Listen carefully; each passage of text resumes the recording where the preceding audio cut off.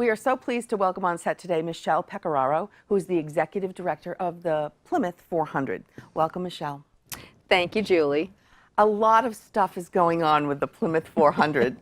There is a lot happening. There is. Let's talk a little bit about the whole advent of the Plymouth 400. Really quickly, how did it come about and how long have you been doing this? So I was hired in 2014, Yep. but Plymouth 400, the nonprofit, has been around since 2011. And prior to that, there was a lot of meetings around kitchen tables from Yep. 2004 on. So there's been a lot of planning, pre-planning for this for the last 10 or more years. Right. Yes. Now, recently, the last week or so, you've been very busy. Yes. Between the America's Hometown Celebration Parade that you were at and also the Illuminate event that happened. That's correct. Talk about both of those events. Yes, so in the parade, we work very closely with America's Hometown Thanksgiving celebration, and we have a float in the parade. We also had parade walkers this year, volunteers of ours that donated their time to the parade. And we work closely with them to promote the 400th anniversary, but also to promote the parade annually. You had a beautiful float. We had a lovely float. Yeah. It's a countdown float. Yeah. Yes. Yeah, which is really neat. Yeah. And then we do our event, Illuminate Thanksgiving, Yep. which is all about giving thanks and giving back to your community, to your country, and to your world. And it's all based on the accomplishments of young people. Yep.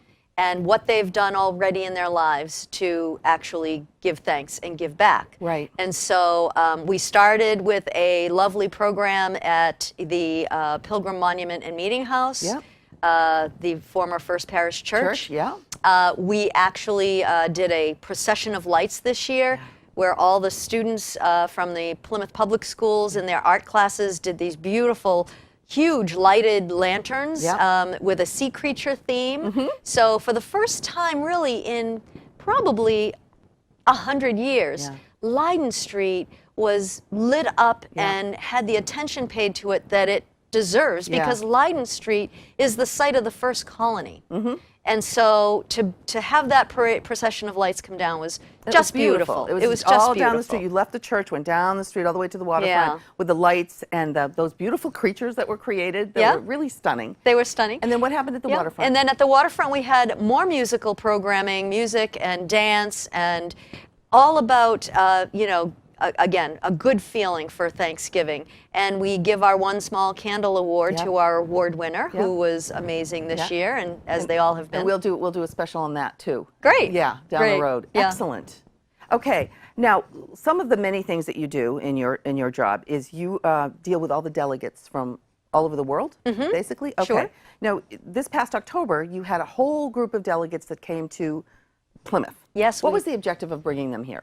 Well, we had the Consular Corps from Boston, so that's all of the consulates that are in Boston. Yep. Their employees and the consulates came down. Yep. And the reason we invited them, well, was multiple reasons. One is to show the international flavor of this commemoration. To get them interested, as they're all here in Boston through 2020. Many of them are actually living here. Live here through 2020. And becoming, having them become involved in our multicultural festival, which I would love to have the consulates be a part of. Okay. And so we introduced that. We introduced the idea of having some tall ships from those countries come here. Okay. We introduced the idea of having celebrity from those countries come to be performers and speakers here. So a lot of things there are in the plans. a lot of ways that they can become involved. So we did a little drive-through with your consulates, and we have a video. We'd like to show it, and then we'll talk about it on the other side. Sure. Okay, let's watch. Today, Plymouth 400 has invited the consulates, the consul generals from Boston, Massachusetts. There's over 65 Massachusetts-based consulates and consul generals, and one of our jobs is to take them pretty much annually in October to a different part of the state. This year, with the Plymouth 400 coming up in 2020, we had an opportunity to bring them to Plymouth, show them Plymouth so that they'll be prepared to introduce and talk to their countrymen and tourism officials about what's going on in Plymouth in 2020. We have about 20 countries represented here. They are the diplomats here in Boston, and they're here to experience Plymouth, to learn about the 400th anniversary, and to learn about this history, and to want to come back. Every step here in the town of Plymouth really is an opportunity to encounter the history that goes back, for Americans, by a good long measure, 400 years of history. Here in Plymouth, this was the site of the Wampanoag people who lived here for 10,000 years before the Pilgrims even thought of coming over on the Mayflower in 1620. So we have that deep history to tell here as well. So having members of the consular delegation here really encourage us to think about the broadest ways of understanding the story of this place and to connect people with this history in different ways. You know, the British consulate loves the fact that Massachusetts is really getting involved in celebrating this. The UK is obviously really invested in Plymouth. This is obviously where the UK's story in the US began. It's where the US's story began. And we've really partnered with Plymouth 400 and other organizations throughout the Commonwealth to celebrate the commemoration coming up in 2020 of 400 years since the Mayflower voyage. There's actually a big commemoration happening in the UK mirroring the one in the US in Plymouth, England, and the 11 other communities in England that sent pilgrims across in the Mayflower. And that means we have to celebrate where they came from across the Atlantic. They have to celebrate where they landed here in Massachusetts, and we have to celebrate the things we've built together. Certainly for me, having a chance to come to visit Plymouth now a couple of times from my own heritage, to understand just the hardships that our ancestors faced, but the goals and the focus that they had to make a place where their lives would be better, I think speaks to all of us. So it's a story that I think is one that is a global story in many ways, and we encourage those dignitaries and visitors and guests from all over the world to take a look at this American story and find ways to connect with it. Oh, it's wishing the people of Plymouth and people of Massachusetts a great celebration of 400 years and a great 400 years more to come in the future too. We're looking forward to having all of these consulates participate in our festivities in 2020 for Plymouth 400. Well, that was fascinating. Yeah, it was lovely. Nice group. Very nice A group. lot of people. Very interested in what we're doing. Yes, clearly. Yeah. That's wonderful. Now, also, in November is Native American Heritage Month. That's right. So something happened at the State House. Talk a little about that, and then we're going to show a package that we did from there. Yes, we have an exhibit that's been traveling since 2014 called Our Story, 400 Years of Wampanoag History, completely done by Native people, produced, all the creative, all of this research is all done by Native people, Wampanoag people, with no censorship. At all. And that's the first time ever. So.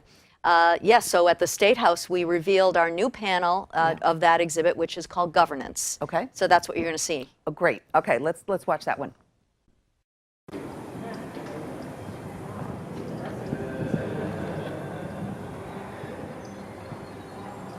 Our Story is a traveling exhibit that began in 2014 with the telling of the story of 27 men who were captured from Wampanoag villages and taken to be sold into slavery in Europe. And that's a very dramatic story, and it was a dramatic way of leading into this exhibit. But each year, we grow the exhibit in November with new panels, new themes. And some of the themes are historic in nature, and some of the themes are contemporary, like the powwow theme, talking about how we still engage in our culture 400 years later. So there's a lot to the exhibit. It's wonderful that the exhibit can travel. We would love to have it get to more and more communities in and around Massachusetts and throughout New England. It's drawing international interest, as you can see here tonight. There are people from England that are here, very interested in us reproducing at least parts of this exhibit to bring over to England, where there's an absolute dearth of knowledge on this, and they're very excited about actually bringing the story to England, where people are really excited about learning it. There's a backstory to the Mayflower coming to this country, and it's really important that people understand what happened before the Mayflower arrived, and also to factor that into what happened after the Mayflower arrived and what colonization meant to the indigenous people of this region.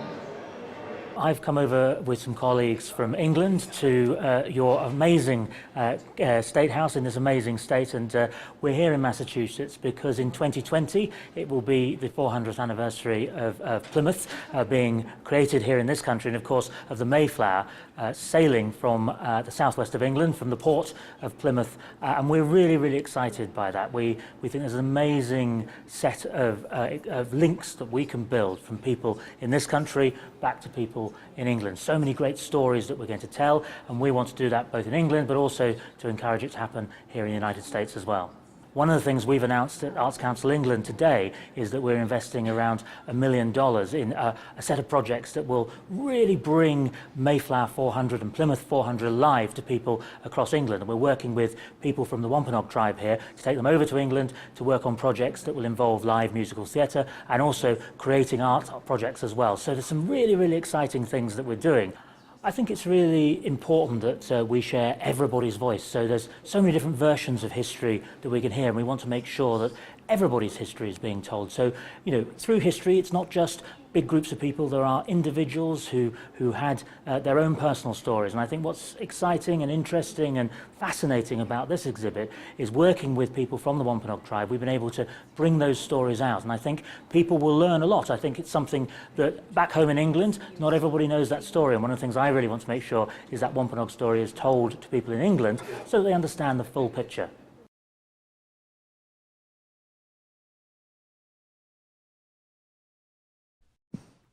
Again, that was a wonderfully, so many people don't know the whole Wampanoag story. Right. And it's a traveling exhibit that's going a lot of different places. Absolutely. Talk about that. So we were very lucky to be at the Big E this year, which is the Eastern States Exposition, which is the 5th largest fair in the country. Oh, wow. And 1.5 million people go through the fair each year. And so we were featured in the Massachusetts building this year for 17 days with this exhibit. Wow. And now we're at the State House. So if people want to see it, it is at the State House until the end of the month. Okay. And it's on the 4th floor, and it's beautifully displayed up there. Right. We're also going to be, another big event that we're doing is the Boston Flower Show in March of this year, of 2019, this coming year. And it will be there for 5 days for the week of the Boston Flower Show. So, so it this does get exhibit around. travels, and it will continue to travel all through 2020. Absolutely, yes. That's yeah, beautiful. It's been to libraries, schools, it's been all over. Yeah, everywhere. So how do people find out more about Plymouth 400, all the events you do, how they can help, how they can get involved? Sure. So our website is the best way. It's Plymouth, Plymouth, Yep. 400 Inc. as in incorporated, .org. So Okay. it's Plymouth400Inc.org. Yep. And you can go there to find out how to volunteer, what the events and programs are for 2020, Yep. what's going on right now. Yep. We have community meetings that we're scheduling for the winter, Yep.